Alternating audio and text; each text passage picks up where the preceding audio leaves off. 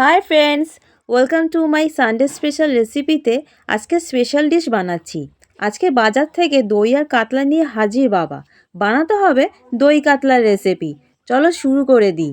1 KG কাতলা মাছে 1 চামচ নুন, 1 টুকরো লেবুর রস দিয়ে ম্যারিনেট করে রাখবো 10 থেকে 15 মিনিট।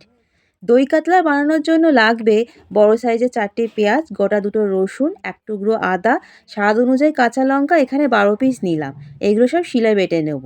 তার সাথে মুঠো ভরা কাজু বাদাম, 2 চামচ পোস্ত, 1 চামচ মৌরি, 2 চামচ সাদা তিল, 1.5 চামচ চালমগজ সব একসঙ্গে সেকেন্ড স্টেপে বেটে নেব। সাদা তেল নুন দিয়ে গরম করে সব মাছ একসঙ্গে ভাজতে শুরু করে দিলাম। আর তার পাশে পেঁয়াজ ভাজতে বসিয়ে দিলাম বেরেস্তা হওয়ার জন্য। আজকে মাছ কড়া করে ভাজবো না, একদম হালকা ভাজবো। হালকা উল্টে পাল্টিয়ে তুলে নেব। মাছের গায়ে কোনো রং হবে না, সাদাই থাকবে পুরো মাছটা। আজকে সব মশলা মা শিলে বেটে দিচ্ছে। এই রান্নাতে শিলে বাটার টেস্টটাই হয় আলাদা। আর গ্রেভির জন্য রান্না শুরু করে দিলাম। আবারও সাদা তেল নুন দিয়ে গরম করে ফোড়ন দেব, শুকনো লঙ্কা, তেজপাতা, গোটা গরম মশলা, বেটে রাখা পেঁয়াজ দিয়ে দিলাম। ভাজতে ভাজতে পেঁয়াজ বাটার কাঁচা গন্ধ চলে যাবে আর রস শুকিয়ে গেলে বেটে রাখা আদা রসুন দিয়ে বেশ ভালো করে মিশিয়ে নেব।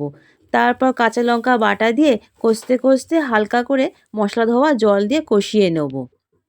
মশলা থেকে যখন তেল ছাড়তে শুরু করবে তখন বেটে রাখা সাদা মশলা দিয়ে দিলাম। এবার বেশ ভালো করে মশলার সঙ্গে মিশিয়ে নেব। সামান্য মশলা ধোয়া জল দিয়ে দিলাম। আমি এখানে 300 গ্রাম টক দই নিয়েছি। বেশ ভালো করে টক দই ফেটিয়ে নিলাম। এখানে পুরোটাই টক দই লাগবে, কম হলে চলবে না। এবারে কষানো মশলার ওপর টক দই ঢেলে দিলাম। বেশ ভালো করে মশলার সঙ্গে টক দই মিশিয়ে নেব, স্বাদ মতো নুন চিনি দিয়ে। সব মশলা কষানোর পর আবারও একবার তেল ছেড়ে আসলে পরিমাণ মতো গ্রেভির জন্য গরম জল ঢেলে দিলাম। এটা ঝোল হবে না, একটু গাঢ় গ্রেভি হবে। গ্রেভি ফুটতে শুরু করলে হালকা ভাজা মাছ দিয়ে দিলাম। গ্রেভি সমেত মাছ ফুটে উঠলে একদম দরাজ মনে 3 চামচ ঘি, কেটে রাখা ধনেপাতা, কাঁচা পাকা লাল সবুজ লঙ্কা, ভেজে রাখা বেরেস্তা আর শাহি গরম মশলার গুঁড়ো ছড়িয়ে দিলে রেডি হয়ে যাবে আজকে দই কাতলা। তাহলে সানডে স্পেশাল দই কাতলা কেমন লাগলো আমাকে জানাবে।